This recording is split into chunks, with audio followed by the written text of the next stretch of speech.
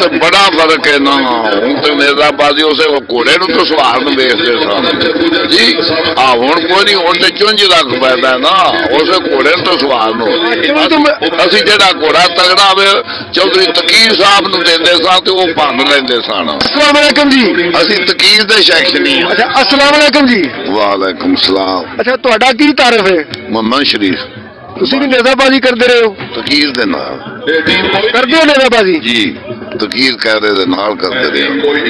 माशाअल्लाह जी, साडे वास्ते एक बहुत ही बड़ा एजाज और नाज़रीन वास्ते सरप्राइज है कि जो तुसी इन्हां ग्राउंडां च आउंदे तो सानू हीरे लभदे ने।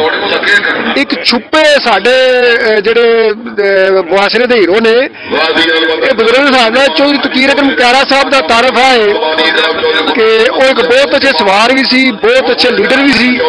तकीर अकरम प्यारा साहब जेहड़े ने वो ने कि जेहड़े बेनज़ीर भुट्टो तो शहीद होए सन 27 दिसंबर 2007 नूं। तकीर प्यारा साहब वो मुजाहिद ने कि जिन्हां ने बंबार नूं जफ्फा मार के खुदकुशी बंबार नूं ते कई जानां बचाइयां ते शहीदे वफा दा नाम दिता गया। अलहमदुलिल्लाह अहमद मीडिया नूं एजाज हासिल है। असी पूरा एक मैगजीन सप्लीमेंट दिता सी उन्हां ते और साडा टाइटल पूरी दुनिया के लोगों ने अज भी बेनज़ीर नाल मुहब्बत करने वाले लोगों ने वो फ्रेम करा के लाए है। ये साडे वास्ते जी बड़ी खुशी की गल है। चौधरी मोहम्मद शरीफ बानिया, चौधरी मोहम्मद शरीफ बानिया साहब साडे नाल बैठे ने। चौधरी साहब तुसी नेताबाजी किन्ना चिर कीती? बड़ा चिर जनाब, 50 साल हो गए। ये भी करते हो? ये भी करने। उम्र कितनी हो गई? उम्र को 80 को साल हो गई। 80 साल। थकदे नहीं तुसी जी? थकदे नहीं? ना ना, ये किधर थकना है। वो तो साडा एक शोला सी ना तकीर कह रहा। अल्लाह पाक उन्हें जन्नत नसीब करे। बहुत सारी असी जेड़ा घोड़ा तगड़ा वे उन्होंने देंदे सां ते उस पे जांदा सी। तकीर कहरा साहब दी शख्सियत तुसी एक रोशनी पा दो लै नेताबाजी दा मुकाबला, लेकिन चूंकि वो इस सवाल पे गल करने और लाले मुसले बंदे वास्ते, गुजरात वाले बंदे वास्ते, पीपल्स पार्टी के वर्करां वास्ते एक नवा इंकशाफ है कि तकीर अकरम कहरा साहब बहुत अच्छे नेताबाज सवार भी सन। बिल्ला साहब, मुमताज बिल्ला साहब मराड़पुर वाले मशहूर शख्सियत। वो साडे शख्स नहीं, मेरे शागिर्द सन।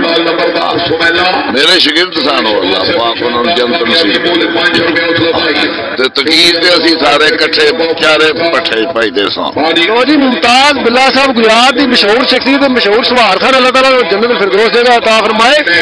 उन्होंने उस्ताद साढ़े को बैठे ने तकीर साहब ने भी बहुत बड़ा साढ़े वास्ते भी राज है जी। तुसी होण दी नेताबाजी है, तुहाडी नेताबाजी किस तरह दी सी, होण दी कहीं दी की फर्क है? हुण तो बड़ा फर्क है ना। हुण तो नेताबाजी उस घोड़े नूं तो सवार नूं वेखदे सन जी।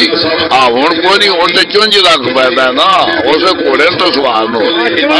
असी जेड़ा घोड़ा तगड़ा हो चौधरी तकीर साहब नूं देंदे सन ते वो भंन लैंदे सन। हाँ, जो चौधरी तू बना दे हम घोड़े वाल सवार ध्यान नहीं होंगे किसी खूबी वाल, और सिर्फ किले ध्यान किला पट्टे के बाद ही वाह सजाद है जेड़ा साडा ये ते फुल सी ना साडे कोले उस वेले निका जिहा इहनूं नाल भजांदे हुंदे सां। अल्लाह पाक इहनूं जिंदगी दे। हुण अल्लाह पाक ने इसने बड़ा शौक कीता है। सानूं बड़ी खुशी है दी। अल्लाह पाक इहदी जिंदगी करे ते जेड़ा इसने शौक रखे आ। तुसीं की समझदे हो इस गेम च कोई तब्दीली किहड़ी आउणी चाहीदी है? तब्दीली ते इहदे विच आउणी चाहीदी है। सवार नूं घोड़ा ते सवार वेखना चाहीदा है जी। या घोड़ा तो सवाल देखना चाहिए, चुंझ नहीं वेखनी चाहिए। सारी जिंदगी पैरी नहीं खिले दे पे सीधे बह के भजाते रहे। मेला लगे मुड़िया नवा क्लब बनाया है 3 महीने पहला भी ना मेला लगा फिर शुरू करा छड़े की मामला एडा शौक? हाँ, बड़ा शौक है। मेहरबानी इन्हां दी। तुहाडी जिंदगी किन्ने बंदे साल च 2 बारी मेले लवाए ने? बड़े घट बंदे। बड़ा औखा काम है, बड़ा औखा काम है। ये जेड़े इफ्तार अनवर साहब इन्हां दी टीम जी दोस्तों की सारे इन्होंने इस चीज की दाद देनी चाहिए कि बड़ा अच्छा किया। बहुत अच्छा जी, बहुत अच्छा।